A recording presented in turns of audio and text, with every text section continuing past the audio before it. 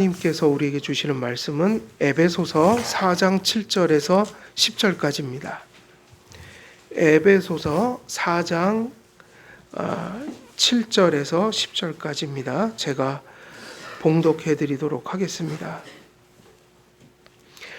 우리 각 사람에게 그리스도의 선물의 분량대로 은혜를 주셨나니 그러므로 이르기를 그가 위로 올라가실 때에 사로잡혔던 자들을 사로잡으시고 사람들에게 선물을 주셨다 하였도다. 올라가셨다 하였은즉 땅 아래 낮은 곳으로 내리셨던 것이 아니면 무엇이냐. 내리셨던 그가 곧 모든 하늘 위에 오르신 자니 이는 만물을 충만하게 하려 하심이라. 아멘. 오늘 본문 이 문단은 우리가 하나님의 은혜와 은사에 대해서 말씀을 지금 계속 나누고 있는 거예요. 그래서 지난 설교에는 7절을 설교했고 지난주부터 이제 우리가 8절도 들어갔는데, 그러니까 결국 8절도 무슨 주제에 계속 이어지는 내용이죠? 은사와 관련된 거죠. 그래서 은사, 하나님께서 우리에게 베푸신 은혜가 무엇인가? 허물과 죄로 죽었던 자들을 살리신 거, 구원이죠. 그럼 구원받은 자들, 그로 끝나느냐? 끝나는 게 아니에요. 복음은 거기까지 가야 되는 거예요. 어디로 가야 돼요? 하나님의 말씀의 표지가 분명한 성도가 되고 교회가 돼서 그것을 드러내는 교회를 하나된 모습으로 세워가는 거, 그게 복음이에요. 그게 복음인 거예요. 그래서 이제 사도 바울은 그것의 근원이 어디로부터 온 것인가? 물론 앞에서도 성부, 성자, 성령, 그리고 믿음과 세례라는 그 고유한 그 각각의 하나됨, 거기서 하나 되라. 또 그것을 인하여 하나 될 수 있다. 이걸 말씀드렸는데 이제 8절로 넘어오면 또 같은 맥락에서 어디서 우리가 그런 은혜와 은사를 누리게 되었는지, 다시 말하면 어디로부터 구원을 받고 또 구원받은 자들이 서로 의지해서 하나님의 교회를 각자 하나님이 주신 은사를 통해 그렇게 세워갈 수 있도록 만들어 주셨는지, 그것이 어디로부터 왔는가라고 얘기할 때 구약의 시편 68편 18절을 이제 가져옵니다. 근데 우리는 이 구절에서 몇 가지 이 내용을 다루기 이전에 이 구절 자체가 되게 중요해요. 또 어떤 의미에서는 이것이 다른 성경책을 우리가 신약을 보면서 계속해서 이렇게 부딪히는 문제이기 때문에 우리가 좀 잘 정리하고 넘어가야 되는데, 이 본문을 우리가 살피면서 좀 주목할 것이 사도 바울이 구약에서 지금 예수님께서 어떻게 우리에게 이런 은혜와 은사를 베푸셨는지를 구약에서 가져오고 계신다. 결국 구약은 예수 그리스도께서 이 땅에 오시고 또 이루실 일들에 대한 예언이고 뭐죠? 다른 말로 하면 예표인 것이죠. 그러니까 구약의 말씀을 가지고 사도들은 누굴 전한 거예요? 예수님이요. 왜냐하면 지금 바울의 시대에도, 사도들의 시대에도 신약 성경이 완성되지 않았으니까 신약 성경을 계속 쓰면서 교회들을 돌렸어요. 그거는 무엇으로 돌린 거죠? 어떤 개념으로 돌린 거죠? 편지로 보냈다고요? 근데 편지로 보냈는데 그것을 어떤 개념으로 보냈냐면 계시적 개념으로 보냈죠. 그래서 그것을 하나님께서 너희들에게 전하라고 하신 거야. 계시적 권위로 전했고, 그걸 편지로 받은 신약의 교회가 아직 성경이 없을 때는 그거를 필사해서 주변 교회와 다 나누었어요. 그래서 에베소서에 보낸 편지는 에베소에 있는 전 교회들이 다 같이 돌려서 읽고 그걸 가지고 설교하고 했던 거예요. 그리고 그것이 한 지역에 머물러 있는 게 아니라 전 교회로 다 돌렸어요. 그리고 지금 그게 어디까지 남아 있어요? 우리 성경으로 정경이 되어 있죠. 그래서 하나님께서 영감해서 주신 말씀이에요. 근데 사도들은 성경이 완성되지 않았기 때문에 계속 계시를 받으면서도 계속 무엇을 가지고 복음을 전했을까요? 구약 성경이죠. 구약을 가지고 전한 거예요. 그러니까 구약을 가지고 전할 때 나타나는 특징이 있다. 성경을 쭉 보면 서신서에서 혹은 예를 들면 복음서에서 예수님도 구약을 인용하셨고 사도들도 구약을 인용했는데 그거 인용할 때 그 구약을 그대로 인용하든가요? 그것을 딴소리를 하고 있던가요? 신약을 잘 보면 다 변형돼 있어요. 구약 구절로 온 게 별로 없어요. 달라요. 대조를 해보면. 오늘 구절도 다르다고요. 그래서 그런 부분 조금 주목을 할 필요가 있어요. 왜 그런가? 그것을 어떻게 봐야 하는가? 그래서 우리 지금 이제 이 설교의 제목은, 이 대지는 그리스도의 승귀 그리고 승리. 그래서 그리스도의 승귀는 사실은 승리예요. 승리하셨다. 그거는 뭐로 이제 계속 증거가 되는 거죠. 예수님이 마치 끝장난 것처럼 갔던 적이 있어요. 예수님의 사역 속에서. 사람들이 볼 때 에휴, 그럼 그렇지. 저런 예수님을 왜 쫓아다녀? 어디까지 보면 그런 거예요. 거기서부터 여기까지죠. 인간이 되시고 보잘것없는, 심지어는 그 불결하기 짝이 없는 마국간에서, 그것도 여관이 없어갖고요, 마국간으로 밀려가갖고 거기서 사정해갖고 그 짐승들이, 오물들이 들끓는 거기서 예수님 태어났어요. 거기다가 목수의 아들이 돼갖고요, 육신적으로는 요셉이 목수였잖아요. 예수님이 목수셨잖아요. 목수 일을 하시고 그렇게 사시다가 공생애를 어떻게 마치셔요? 공생애를 죄인의 표딱지를 붙이고 죽잖아요. 거기까지가 비하하잖아요. 그래갖고 어디에 들어가셔요? 무덤으로 들어가셨다. 그럼 그 다음 거기까지가 뭐냐? 사람들이 볼 때 저런 예수를 왜 쫓아다녀? 또 그 당시에 예수님 쫓아다니던 사람들도 상당수가 예수님을 버렸죠. 아주 빨리 버렸어요. 어디서 버렸죠? 이미 십자가에 달리기도 전에 재판을 받는 순간부터는 이제 사람들이 버리기 시작해요. 그 오병이어 기적 일으킬 때 예수님 모셔다가 임금 삼겠다고 막 난리 피던 사람들이 다 어떻게 해요? 예수님을 다 버려갖고, 심지어 누구도 마음은 아니었어도 무서워갖고 예수님을 부인했잖아요. 베드로야. 그게 사실 우리 모습이에요. 다르지 않아요, 우리도. 그러니까는 대단한 일이 없으니까 그런 거지, 무슨 일이 확 와봐요. 누가 죽이겠다고 해봐요. 세상에, 나는 우리 한국 이 국군이 그렇게 당나라 군대인지 몰랐어요. 우리는 일반 그 경비대 되고, 그럼 같이 훈련 뛰면 누구하고 뛰냐면 저기 그걸 뭐라고 그럽니까? 그 키 크고 그냥 그런 사람들 착출되면 가는 특전사. 그 사람들하고 대항군으로 해서 하는데, 우리는 산에 그 진지가 있어요. 거기서 이제 매복 서는 게 우리 임무예요. 그러면 특전사가 언제 올라온지요, 산꼭대에 있는데 갑자기 산꼭대에 튀어나와갖고 손들어 그러고, 그럼 우리는 그냥 일반 대대잖아요. 세상에 꼼짝도 못해요. 그래갖고 클레카라는 게 있어요. 이렇게 터트리면 펑 하는 거. 그 중대장이 있는 방에다 펑 하면 끝나는 거예요. 상황 종료되는 거예요. 근데 세상에요, 그 특전사가 훈련이잖아요. 웬만하면 연극인데 그거 무섭다고 총을 줘요. 특전사가 위협을 해요. 이제 훈련이지만 와갖고 매복 쓰고 있는 우리한테 확 넘어와갖고 손들어 막 그러면서 욕하면서 총 내놔 이러는 거예요. 그러니까 고참이 총을 여기 있어요 그러고 주는 거예요. 영창 갑니다, 군대에서. 근데 훈련 뛰면서 그래요. 세상에. 그 영창 갈 뻔했어요. 우리 소대 사람이. 당나라 군대다.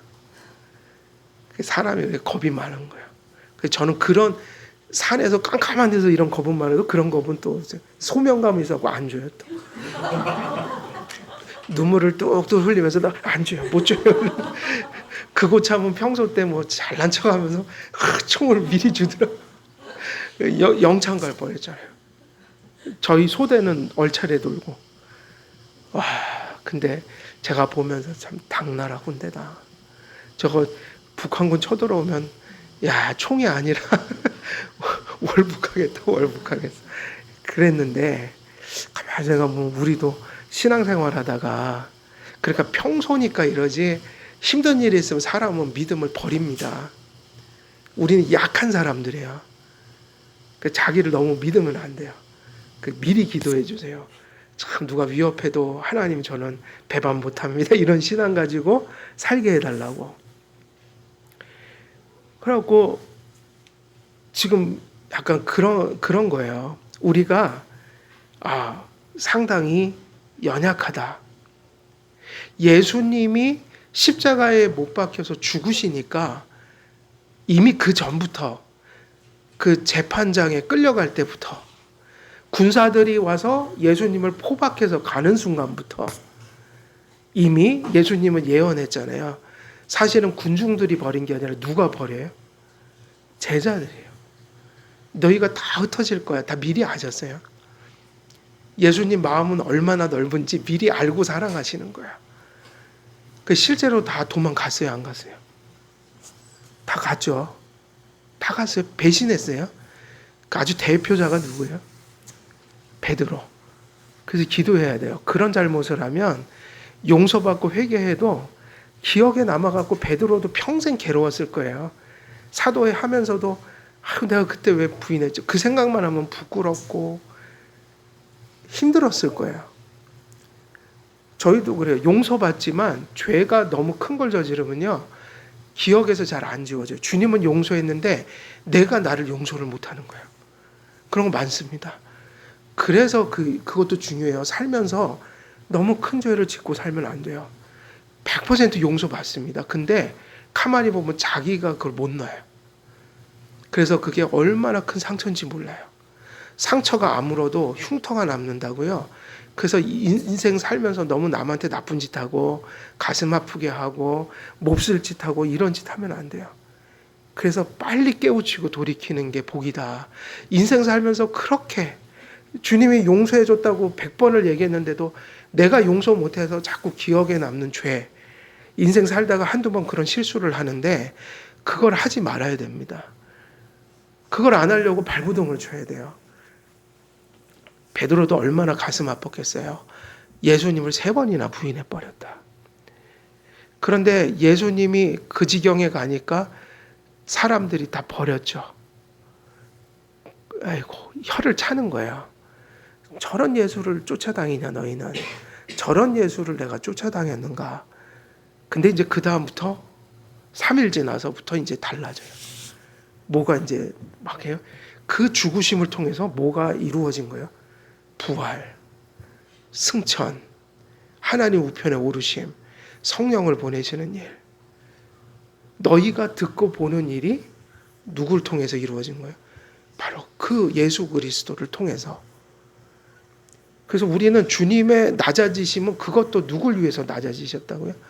우리 죄값을 사하시고 우리를 대신해서 모든 의를 이루시려고 피치 못하게 가셨던 낮아짐의 길.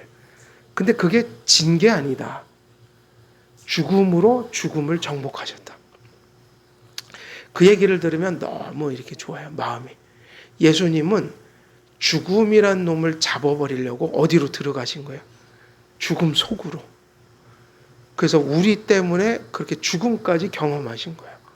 죽음 안에 죽음을 죽이러 들어가셨다. 우리 비슷한 게 있어요. 그 속담에 호랑이를 잡으려면 어디로 들어가라? 호랑이 굴로 들어가라. 예수님은 그런 죽음이에요. 죽음을 사로잡으려고 어디로 들어가신 거예요? 죽음으로. 그래서 예수님 죽음을 인간의 사사로운 죽음처럼 보면 구원을 못 받습니다. 그 죽음이 죽음을 때려잡는 죽음이었어요. 우리가 죽음으로부터 해방되는 죽음이었어요. 예수님은 왜 죽으셨는가? 죽음을 때려잡으러 죽음 속에 들어가신 거예요.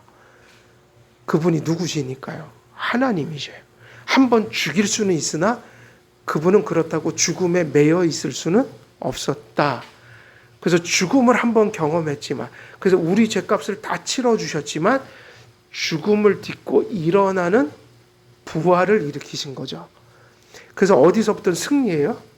부활부터 역전되는 거예요. 죽음도 우리를 위해서 죽으셨지만 그냥 죽음 속에 계시면 우리에게 유익이 없으니 그냥 하늘로 올라가 버리셨으면 되는 거 아니에요? 그렇게 하면 안 되죠. 우리를 대신해서 육신을 입고 왔기 때문에 그 육신이 죽음과 부활과 승천을 다 경험하셔야 되는 거예요. 그게 누구의 것이니까요? 지금 예수님의 죽음, 예수님의 부활, 예수님의 승천은 누굴 대신해서 지금 다 해주고 계신 거예요? 우리를요. 근데 비하가 있다면 뭐가 있죠? 비하를 통해서 이제 승기가 와요. 죽음을 견디고 소명을 다 하시니까, 아버지의 뜻을 다 이루시니까 그 다음부터는 하나님이 우리에게 줄 상급을 예수님께 퍼부어 주시는 거죠. 그래서 여러분, 성도의 삶도 똑같습니다. 뭐가 없이는 부활 생각도 하지 말아야 돼요. 죽음을 믿어야 부활의 믿음으로 가는 것이고, 우리 삶도 주님의 죽음에 참여하는 고난이 있는 거예요. 그 고난은 어디서 오는 거예요? 그 고난은 어디서 오는 거죠? 우리는 대속의 고난을 당하는 건 아니에요. 그건 누가만 당할 수 있어요. 대속의 죽음은 누가 죽습니까? 사람이 하는 거 아닙니다. 그래서 가끔 예수님의 고난을 마치 우리가 당하는 고난하고 같은 성질로 보는데 그거 되게 이상한 생각이에요. 그건 예수님밖에 할 수 없는 거예요. 아무나 하는 게 아닙니다.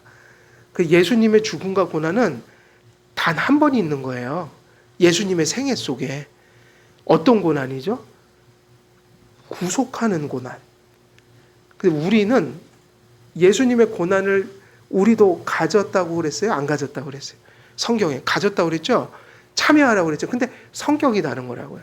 주님은 우리를 구원하는 고난이었지만 우리는 그 주님의 구속을 받았기 때문에 예수님 안에 있기 때문에.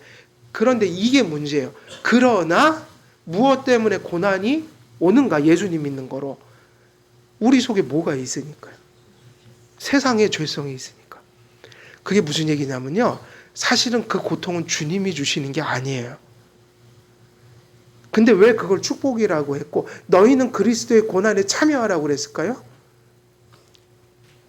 우리에겐 좋은 것만 주셨지만 그 좋은 것이 지상에서는 고통의 원인이 될 수 있어요. 우리가 선하게 바뀌니까 우리 속에 여죄가 있으니 우리가 새롭게 바뀌면 충돌 생기는 게 발생한 거야, 안 생긴 거야? 예수님 없을 땐 그렇게 살면 되는 거죠. 그래서 고통이 없는 거라고요. 근데 고통이 왜 생겼어요? 내 안에 여죄와 부딪히는 새 생명이 잉태했잖아요.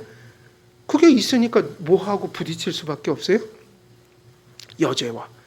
그 다음에 세상에서 살기 시작하면, 생활하기 시작하면 세상의 죄와 마귀와 사망의 어둠이 세상 속에 영향력이 끼치고 있으니 우리가 살았기 때문에 세상의 더러운 것을 보면 구역질이 나고 세상의 악한 것이 자꾸 우리를 유혹하면 여기가 괴로워지는 거예요.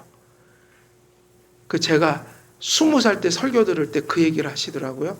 구원받은 증거 중에 하나가 그리스도가 우리 안에 들어오면서 성도로서 겪게 되는 고난이다. 그러니까 여러분, 예수님이 주신 고통입니까? 죄가 우리 안에 세상에 있기 때문에 오는 고통입니까? 근데 사람들은 거꾸로 얘기해요. 자꾸 말씀을 배우니까 삶이 불편해지기 시작한대요.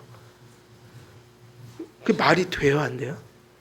하나님의 말씀이 우리를 괴롭히는 말씀일 수 있나요?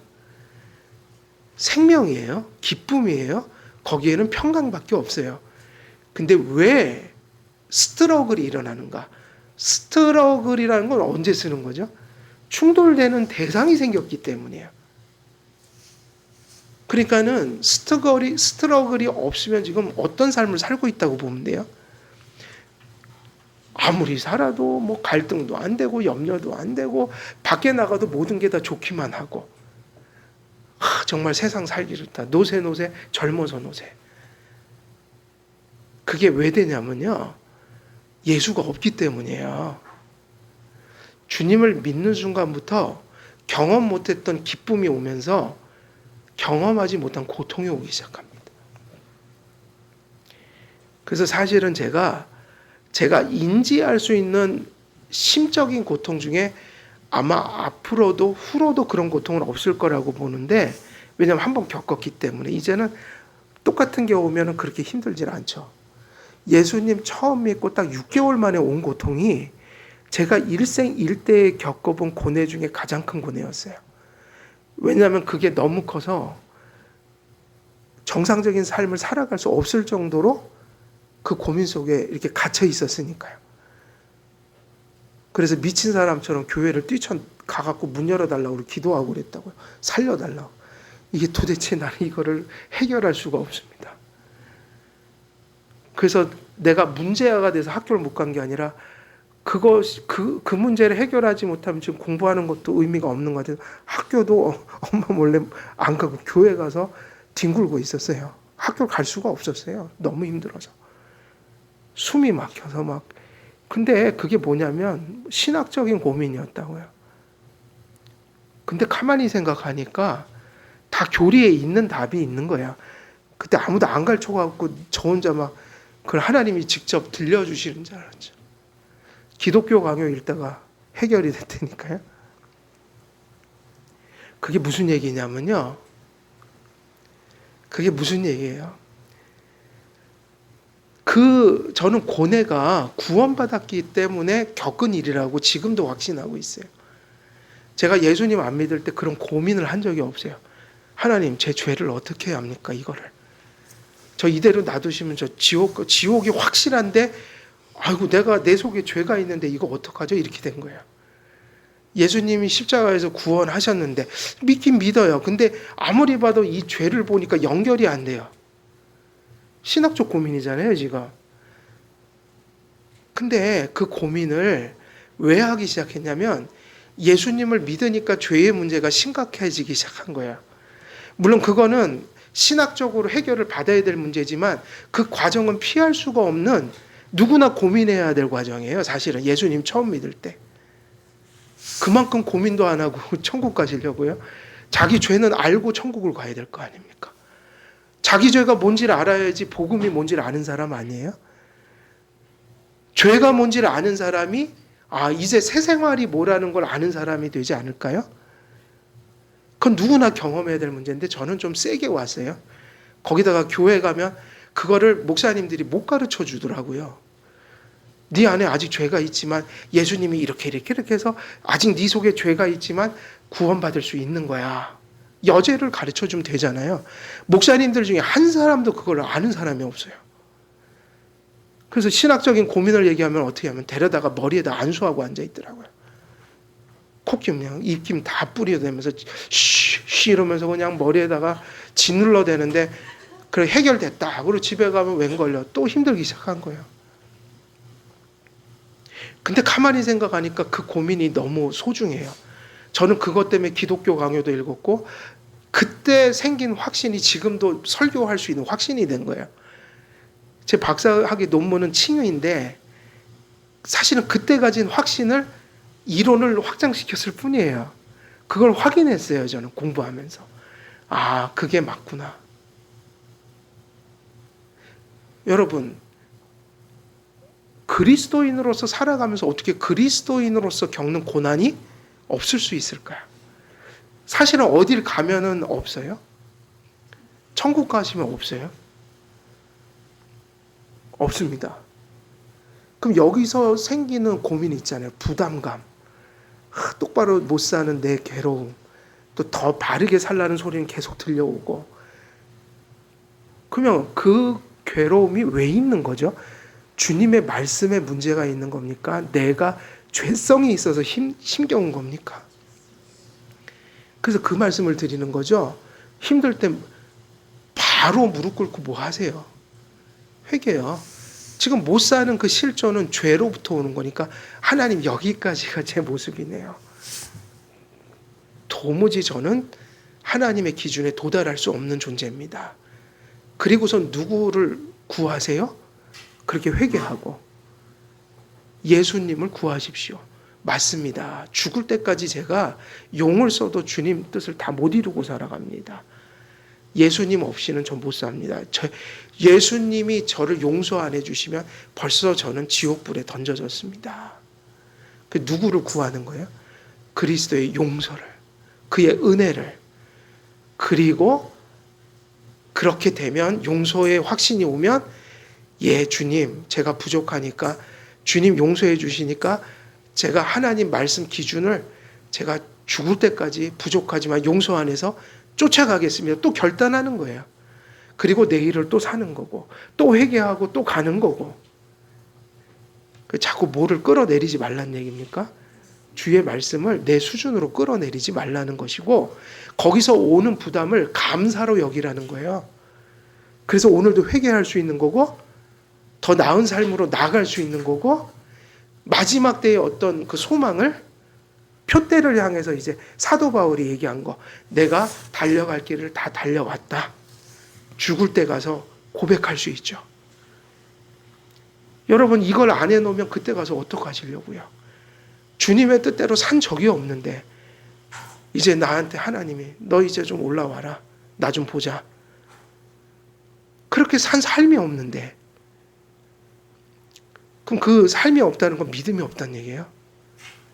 근데 구원받은 강도처럼 마침 그때 믿음이 생기면 좋겠지만 그때 믿음을 못 가지면 돌이킬 기회가 없는 거야. 그걸 죽으면서 깨닫는 사람들이 있어요.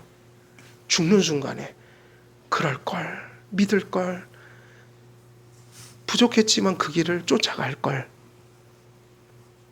계속 껄. 보니까 진짜 삶이 죽어도 안 변하는 사람들이 있더라고요. 이유는 한 가지입니다. 말씀을 안 받아들이기 때문에. 그 고집을 안 버리기 때문이에요. 하나님이 옳다고 하는 걸 인정 안 하려고 하는 거예요. 인정하면 회개하겠죠. 언제나 죽을 때까지. 그래서 자동으로 성화의 회개를 이루면 가요. 그걸 인정하면 부족하지만 그래도 저 길이 맞으니까 주님이 용서하시는 것 안에서 조금이라도 더 잘 살려고 발버둥 치자. 이게 되겠죠. 주님의 말씀을 인정해야 가끔은 넘어지고 엎어져도 또 표대가 보이니 그걸 보고 가겠죠. 근데 말씀이 없으면 우리가 찾아갈 나침판이 없는 거고 뭔가를 확인할 표대가 없으니 길을 잃어버리게 되는 거예요.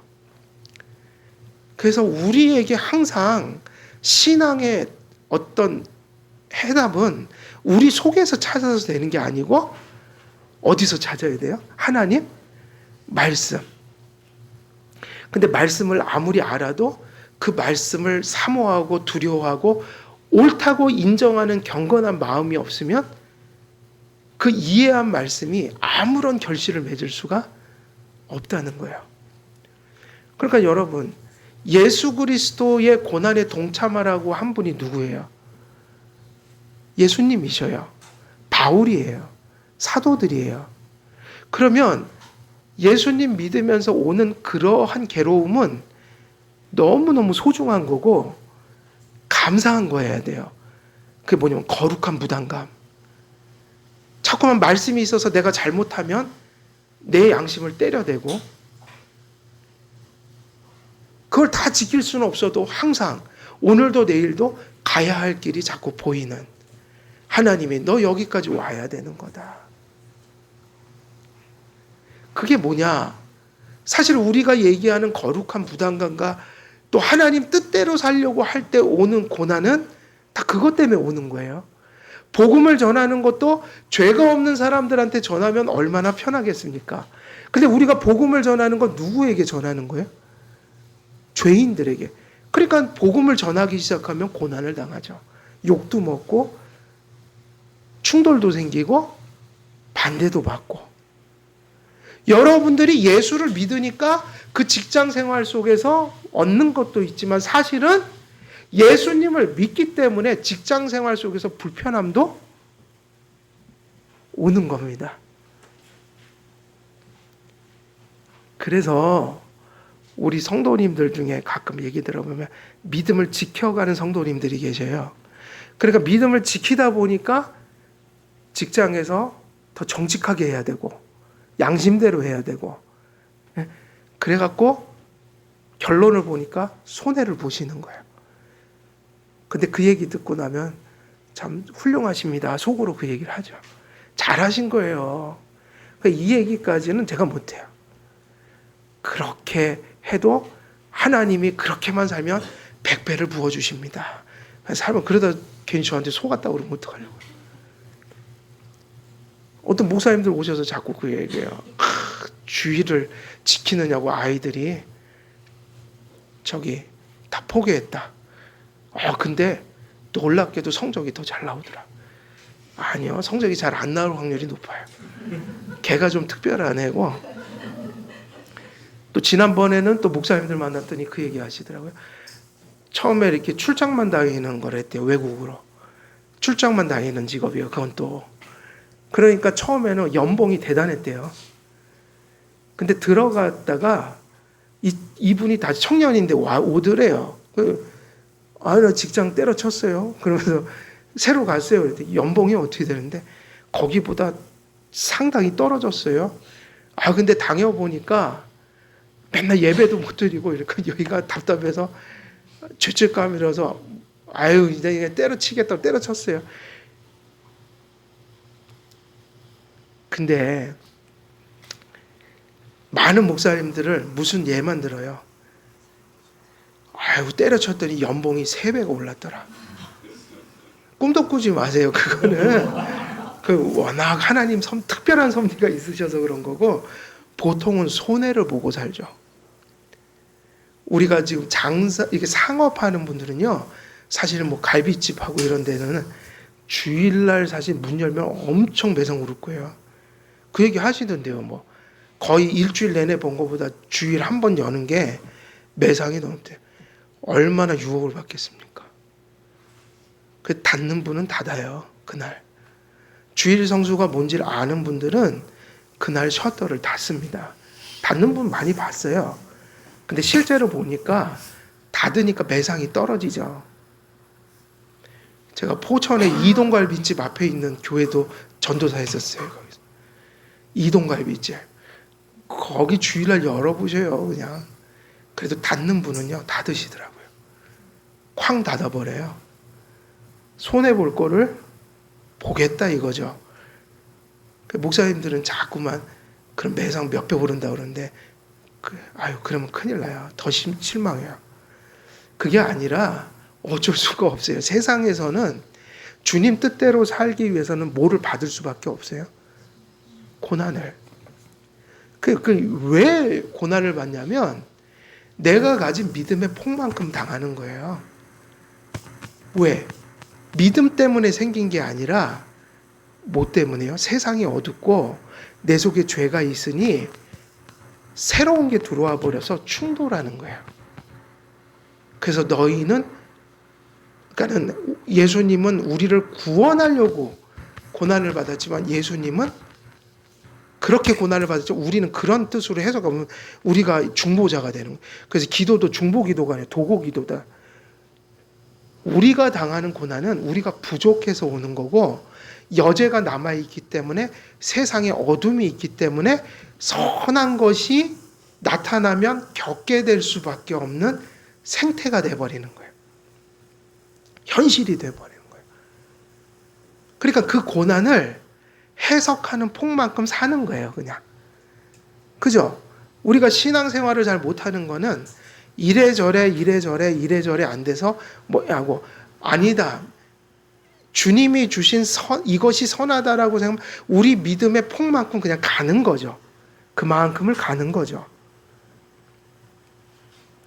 그래서 그것이 결국은 각자가 하나님 앞에서 이제 싸워야 될 싸움인데, 결국은 그게 무엇을 의미하냐면 예수님의 죽음, 이것이 우리의 고난, 우리의 죽음, 순교하고는 의미가 다른 거죠. 결국은 예수님의 죽음은 무슨 죽음이었다는 게 중요해요? 구속의 죽음이었다. 대속의 죽음이었다. 그래서 예수님의 죽음은 우리를 살리는 힘이 있는 거예요. 근데 여기서 그냥 끝내버리면 안 되는 거였어요. 그래서 그다음부터는 계속 뭘 하셔요? 죽고 나서 이제 3일 딱 무덤에 계시다가 다 때려잡을 것을 때려잡으시고 당신의 신성으로 뭐를 이기셔요? 뭐를 극복하시고 일어서잖아요. 죽음을. 근데 죽음을 극복하신다는 건 뭐가 없어져야지. 죄의 삭은 뭐죠? 사망이죠. 결국 죽음을 이긴다는 건 뭐를 죽였다는 얘기예요? 그죠? 이건 같이 가는 거야. 예를 들면 부활을 아무 데나 쓰면 안 됩니다. 부활은 생명인데 이 생명은 죄가 있으면 안 나타나는 거예요. 왜냐하면 죄의 삭은 사망이니까. 그래서 예수님 부활의 확신이 중요하다는 거예요. 예수님의 부활은 뭐를 죽였다는 의미가 되니까요. 죄. 죄의 세력이 꺾였다. 다 설명할 수 없어요. 그럼 신비예요. 그걸 어떻게 다 설명하겠어요? 우린 조금 설명할 뿐이에요. 근데 그게 중요해요. 그 부활 자체가 논리적으로 뭘 의미하는가? 아, 죄가 예수님에 의해서 어떻게 됐다? 끝장 났다. 그러니까 뭐가 나타나요? 생명. 그래서 그걸 누가 첫 열매로 보여주셨어요? 예수님이 부활하셨어요. 그러니까 부활은 꾸러미죠. 뭐가 같이 없어진 거예요? 죄가. 예수님 안에서 적어도 그게 확증된 거예요. 예수님이 부활하셨으니 죽음을 이기셨다. 그 얘기는 뭐를 이기셨다는 거예요? 죄를 이기셨다. 그러면 또 중요한 얘기가 나와요. 죽음과 사망을 가지고 장난치는 놈이 누구예요? 마귀. 그래서 죽음과 죄가 해결될 때 무엇의 세력도 이제 힘을 다 잃는 거예요? 마귀도요. 어둠이 함께 꾸러미로 끝장 났다. 그래서 그 다음부터 계속 좋은 것만 보여주세요. 죽음도 좋은 거지만 또 여긴 차원이 다른 좋음. 부활, 승천, 하나님 우편에 오르심, 그리고 성령을 이제 보내주시면서 이제 끝난 거죠. 성령을 통해 교회를 세우시고 우리와 함께 해주신다. 이 의미가 사도신경에 나와 있는 예수님에 대한 승계에 대한 이야기들이에요. 그래서 이것을 어디서 가져와서 지금 얘기하는 거예요? 시편 68편 18절. 한번 볼까요? 시편 68편 18절. 같이 읽어볼게요. 그리고 에베소서로 넘어가서 어떻게 다른지 좀 볼게요.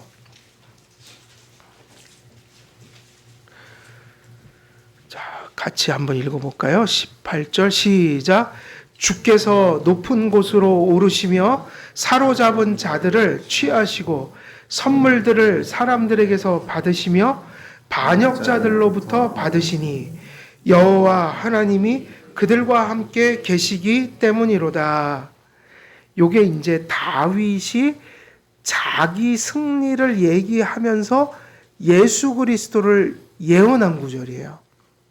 근데 넘어오면은 에베소서 4장 8절은 한번 읽어볼까요? 이게 되게 달라요, 말이. 자, 시작. 그러므로 이르기를 그가 위로 올라가실 때에 사로잡혔던 자들을 사로잡으시고 사람들에게 선물을 주셨다 하였도다. 위에서는 받았다 그러고 밑에서는 주셨다 그러고 뭐 이런 말 문구도 다르고 전반적인 구절을 그냥 가져온 것이 아닌데, 이런 것들이 왜 중요하냐면 거의 사도들이 구약에서 인용할 때 대부분이 이래요. 다 변형이 돼 있어요. 그러니까 이거를 잘못 이해하면 구약을 바꿔버렸네? 인위적으로 바꾼 거 아니야? 뭐 여러 가지 이야기들이 나와요. 그래갖고 불순한 신학을 가진 사람들이 이런 걸 가지고 또 이걸 막 비난을 합니다. 거 봐요. 똑같지 않잖아요. 뭔가 변개된 거다. 구약과 신약의 통일성이 없는 거다. 뭐 인위적으로 구약은 그런 게 아닌데 사도들이 마음대로 갖다 붙였다. 뭐 이상한 소리 하는 사람들이 생기니까 이 말씀을 잘 이해해야 합니다. 그래서 먼저 시편 본문에서 보면 사로잡은 자들을 취하시고라는 표현이 에베소서 본문에서는 어떻게 바뀌어 있냐면 사로잡혔던 자들을 사로잡으시고로 표현되어 있습니다. 이 어구도 그리스도께서 승천하심으로 나타난 결과라고 할 수 있습니다. 시편에 사로잡힌 자는 에베소에 사로잡혔던 자는 이 사로잡힌 원수 곧 포로를 의미합니다. 그래서 승귀하신 그리스도께서는 자신의 원수된 자들을 정복하시고 자신에게 복종케 하셨다. 그러니까 여기서 사로잡힌 자들을 취하시고 혹은 이걸 말을 바꿔서 사로잡혔던 자들을 사로잡으시고 이 얘기는 뭐를 의미한다고요? 원수를 의미하는 거예요. 근데 여기서 원수는 다윗의 그 시대의 원수였으면서 그것은 어디까지 가야 돼요? 그 사건을 통해서 누굴 예언하는 거예요? 예수 그리스도니까 우리의 원수는 누구죠? 아까 얘기했던 성도들을 힘들게 하는 우리에게 선한 것이 들어오면 반드시 충돌케 만드는 죄와 마귀와 사망인 거죠. 이 원수들은 우리가 그리스도 없이 방황할 때 우리를 노예 삼아 지배하던 옛 주인이기도 합니다. 여러분들에게 지금 스트러글이 일어나는 것은 그것이 여러분을 지배하지 못하기 때문이에요. 여러분이 만일 불신자라면 고민할 필요가 없죠. 고민 안 하죠. 근데 우리는 고민을 하는 거죠. 주님이 쫓아가라고 하긴 하시는데 가는 것이 마음대로 되진 않고 힘들어요 이러고 있는 거죠. 그거는 스트러글이에요. 왜 스트러글 할 수 있냐면 이미 죄와 마귀와 죽음이 여러분의 뭐가 아니기 때문에 여러분이 지금 대들고 있는 거라고요. 충돌하는 거예요. 그것은 지배하지 못한다. 예수님 믿는 자들은 이 세 가지 세력이 그 사람을 지배할 수가 없어요. 그래서 스트러글까지 해요. 충돌하는 거죠. 고대의 위대한 정복자들은 개선 행진을 할 때 누구를 포로들을 딱 세우고 했을까요? 누구를 세우고 했을까요? 포로들을. 그래서 예전에는 반드시 전쟁에서 승리하면 개선 행진을 해요. 그러면 장군, 뭐 옆에 쫙 군인들이 있는데 가운데다가 누구를 딱 세우고 가요? 포로들이요. 다 사슬로 묶어서 포로들을 질질 끌고 가요. 그 승리한 가장 큰 영광, 승리한 가장 리얼한 표현이 뭐냐면 그 적군, 원수들을 가운데다 세워서 조롱시키는 거예요. 그래서 자신들의 승리를 부각시킨다. 그래서 포로들 가운데 포로들을 그 대열에 세우고 특별히 귀족들을 그 포로들 중에도 누구를요? 영향력이 셌던 사람들을 그래서 귀족들을 골라서 사슬에 매달고 행진하며 군사들과 그 승리를 축하하는 군중들에게 뭐를 막 뿌려줄까요? 전리품. 전쟁에서 획득한 거기서 뺏어온 전리품들 이거를 누구에게 막 뿌려요? 거기서 구경하고 있는 자기 백성들에게 혹은 군인들에게 막 나눠줍니다. 그래갖고 오늘 이 구절 속에는 두 가지가 다 들어있어요. 그 개선행군 속에서 질질 끌고 가는 누구죠? 포로들. 그리고 두 번째는 뭐를 또 여기 언급하고 있어요? 선물이라는 개념이 들어오잖아요. 뭘 받았다, 주셨다. 여기서 그게 뭐냐면 전리품이에요. 전쟁터에서 승리해서 다 거둬들인 전리품들. 그래서 오늘 이 구절을 이해하는 데 있어서 가장 중요한 개념 두 가지가 원수라는 개념하고 그 승리한 곳에서 가져온 전리품들이에요. 그리스도의 승천이 가져온 결과는 이와 유사합니다. 그리스도께서는 우리를 노예로 포로로 사로잡았던 원수들을 패망시키시고, 그러니까 여기서 포로는 어떤 포로들이냐면 역으로 이전에 누구를 포로로 삼았던 자들이에요? 다윗의 백성들을, 군인들을. 그럼 이것이 지금 예수님께 예언 구절로 보게 되면 이 원수들, 죄와 사망과 죽음이라는 것이, 마귀라는 것이 누구를 포로로 잡고 있었어요? 당신의 백성들을, 다시 우리를. 근데 우리를 사로잡고 있던, 우리를 포로 삼았던 그 놈을 어떻게 했다는 거예요? 포로로 잡아놨다. 그래서 여러분, 그리스도인들은 죄와 마귀와 그리고 사망 앞에서 어떤 마음을 지니고 살아가야 될까요? 담대한 마음. 그것에 사로잡혀 공포 속에 살아가면 안 돼요. 그 담대함이 누구로부터 온 거냐면 바로 이거예요. 이 사실. 예수님께서 죽음과 사망과 마귀를, 죄를 다 포로로 결박해 놓으셨다. 이미 승리했고 이제 결박까지 해놨고, 그러니까 결박해 놨다는 것은 활동하고 역사에도 어느 선까지 하지 성도들 죽일 만큼 못한다. 성도들을 지배할 수 없을 정도로 포박해 놨다.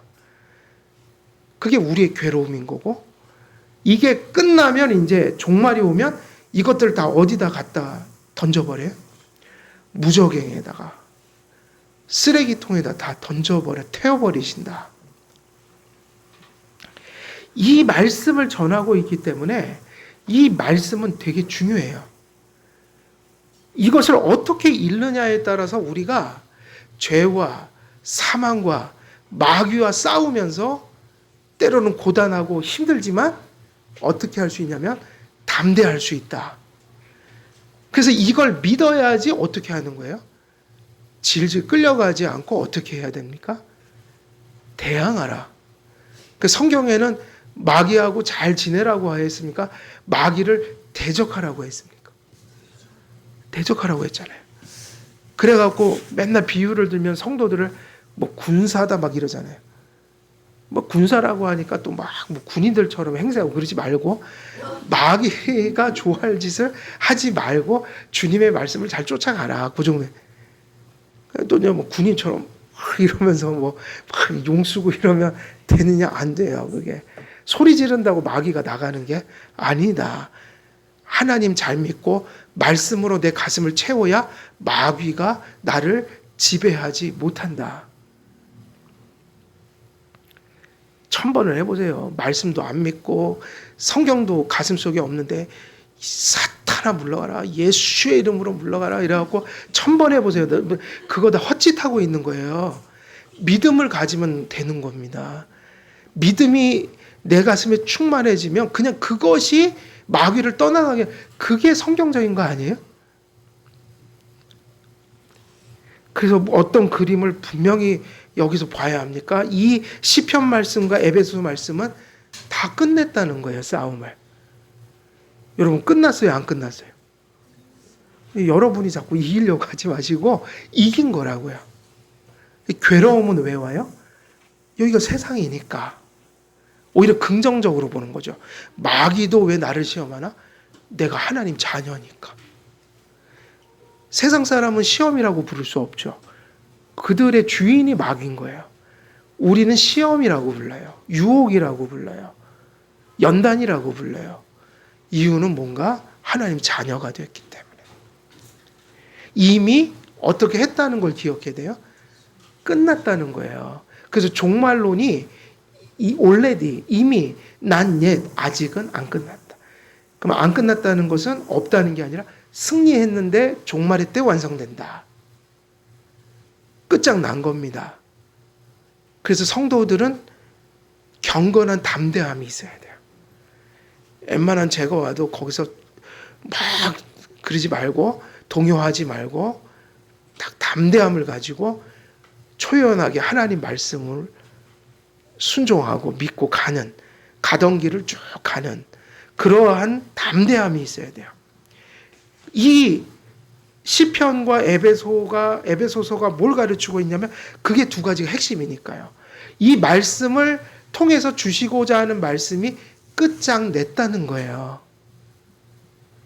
이 세상에서 가장 가장 지독한 그거, 죄와 사망과 마귀를 다 사람들이 왜 발버둥 치죠? 제일 무서운 얘기예요. 살려고 발버둥 치잖아요.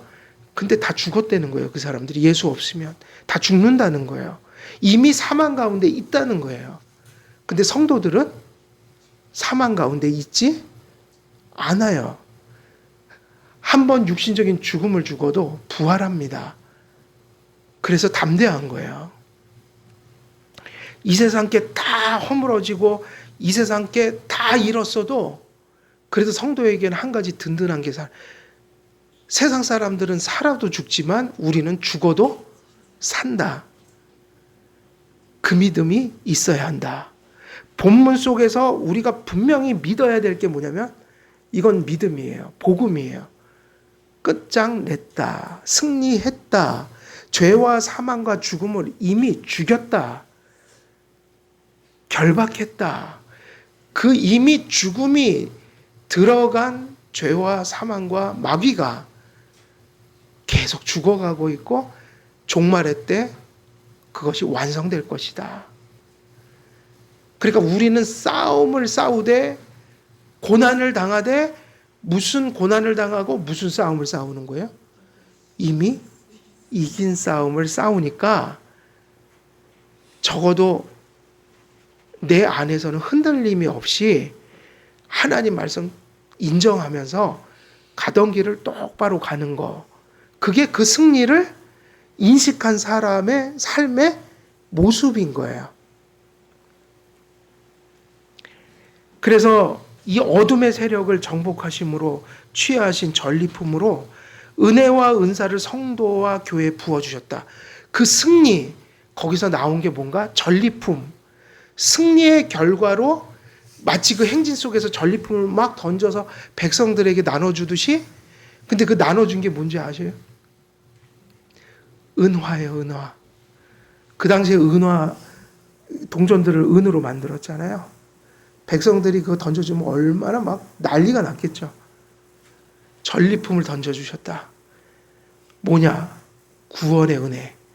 그리고 구원받은 사람들이 겸손하게 사랑하면서 주의 말씀과 규례를 따라 뭐를 세워가는 거죠? 교회를 하나 되게 세워가는 그것을 할 때 서로 의지해서 갈 수 있도록 각 사람에게 베풀어 주신 은사 이것을 주셨는데 이게 뭐와 같냐면 전리품이다. 예수님이 승리하시고 우리에게 나누어 주시는 뭐와 같다는 거예요? 전리품. 그 주일이 뭐와 같냐면요. 축제의 날인 거예요. 승리의 날. 그걸 지금 앞당겨 종말론적인 승리를 지금 승리를 가지고 앞당겨서 맛보는 날. 주님이 주시는 전리품을 막 던져주신 걸 서로가 받아서 막 챙기면서 막 기분 좋아서 감사하고 기뻐하고 이런 날. 이게 무슨 날이에요? 그래갖고 주일은요. 주일 성수는 이런 모습이어야 되는 거예요. 그 의식과 내용을 알아서 기쁨과 자원함으로 그 받은 것이 너무 감사하여 또 우리가 하나님께 우리를 드리는 날. 이런 날이 돼야 되는 거예요. 그래서 신앙에는 강제가 없고요. 율법주의가 없어야 돼요. 다 뭐죠? 은혜의 인식에 의해 자발적으로 하나님 앞에 드리는 감사여야 하는 거예요. 그래서 기독교적인 신앙은 주님을 위해서 목숨까지 내어주는 그런 신앙이어야 되지만 마지못해서 강제적으로 율법주의적으로 공로적으로 이런 식으로 하는 것은 그건 하나님이 받으실 만한 예배도 삶도 아닌 거예요. 그래서 이 그림을 우리가 기억해야 합니다. 승전한, 승리한, 그리고 그 승리로 인해서 취득한 전리품을 백성들에게 뿌려주는 그 그림 있잖아요. 이게 성도들의 지금 실존이라는 거예요. 은혜와 은사는 거기서 왔다는 거예요. 사도신경을 우리가 고백할 때마다 그것을 인식하고 고백하는가? 사도신경 고백하고 그런 기쁨과 담대함과 또 그런 의욕을 가지고 우리가 예배도 드리고 생활하고 있는가? 이거 되게 중요한 질문이에요. 사도신경에서 고백하는 것은 엄청 중요한 겁니다. 괜히 그것을 공교회의 신앙 고백으로 만든 게 아니에요. 오늘 시간이 많이 지나서 여기서 또 끊어야겠네요. 오늘 말씀 속에서 시편 68편 18편 가져왔어요. 근데 이제 뒤에서 이제 설명하겠지만 이것이 같아요, 달라요? 인용한 것과 원래 본문이 달라요. 왜 그럴까? 그건 이제 앞에 거 설명해야지 뒤로 갈 수 있는데 오늘 앞에서 설명한 것은 이 구절을 왜 가져왔는가, 바울이. 왜 그걸 다르게 표현했는가 할 때 우리가 딱 그걸 주시해야 될 게 뭐냐면 두 가지 그림. 결국 바울도 구약도 구약에 예언한 것과 바울이 성취된 것을 그 구절을 가지고 설명할 때 이 구절의 중요함은 엄청난 걸 얘기하고 있다. 우리의 죽고 사는 문제인 것이고 우리가 삶을 아무리 고난스럽더라도 살아가는 태도를 어떻게 가져갈 것인가. 이것이 왜 가능한가를 얘기해주는 복음의 근원적인 걸 건드려주고 있는데 그건 뭐냐? 승리를 얘기하고 있다. 다 끝냈다 이거예요. 적어도 여러분이 세례신자라면 지금 그 의식이 있어야 되는 거죠. 세례는 그걸 믿는 자에게 주는 거예요. 그러니까 그걸 정말 믿는다면 지금 우리가 어떻게 예배하고 어떻게 생활할 것인가. 우리는 담대해야 되고 감사해야 되죠. 이유가 뭔가? 그 승리로 인해서 우리에게 이미 뭐를 막 뿌려주셨어요? 전리품을 뿌려주셨다. 지금도 뿌려주고 계신다. 그게 뭔가? 구원의 은혜와 교회가 하나 되게 하는 모든 섬길 수 있는 힘들이에요. 이것이 어디로부터 왔는가? 예수님의 승천이다. 승귀다. 그거를 여기서 제일 중요한 건 이겁니다. 이 설교를 듣고 또 지나가면 잊어버리지 마시고 그 예수님의 승귀가 곧 나의 뭐인 거예요? 은혜의 셈이고 근원인 거예요. 그 고백을 할 때마다 막 희망이 생기고 어떤 감사가 넘쳐나고 두렵고 위축되어 있다가도 그 사도신경을 외울 때마다 내 마음이 막 든든해지고 담대해지는 거. 이게 정상적인 세례신자의 모습인 거예요. 왜냐? 지금 본문에서 구약도 사도 바울이 가져와서 변형해서 표현해 준 그 문장이 바로 그것을 믿으라고 계시로서 전하고 있기 때문인 거예요. 그래서 예수님이 행하신 일이 내 안에서 일어나는 일에 직결된 어떤 터가 돼야 되는 거예요. 이게 중요한 거다. 우리 한길교회 성도님들도 예수님의 승리와 승기가 오늘날 내가 예배드리고 살아가는 그 힘의 근원이 되고 터가 되는 이런 은혜 충만하시기를 주 예수 그리스도의 이름으로 간절히 축원드립니다. 기도하겠습니다. 은혜로우신 아버지 하나님, 오늘도 주께서 행하신 일들이 우리 안에 어떤 거룩하고 참으로 감사한 일들로 결실했는지 함께 말씀을 나누었습니다. 예수께서 역사 속에서 단번에 이루신 그 구속의 사건들이 우리가 지금 누리고 있는 모든 일들의 셈이 되고 터가 됨을 우리가 모든 삶 속에서 잊지 않게 하시고 또 그것을 붙들므로 신앙과 경건의 힘을 얻어 험한 세월을 잘 헤치고 나갈 수 있도록 하나님 함께해 주옵소서. 감사드리오며 우리 주 예수 그리스도의 이름으로 기도드리옵나이다. 아멘.